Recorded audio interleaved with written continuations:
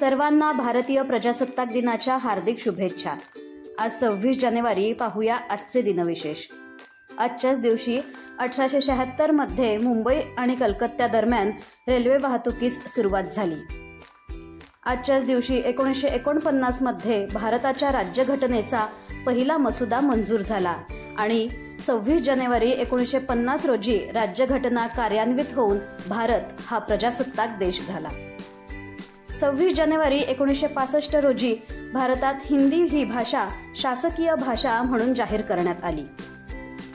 आझाद हिंद सेनेच्या कॅप्टन लक्ष्मी सहगल यांना 26 जानेवारी 1998 रोजी पद्मविभूषण पुरस्काराने सन्मानित करण्यात आले।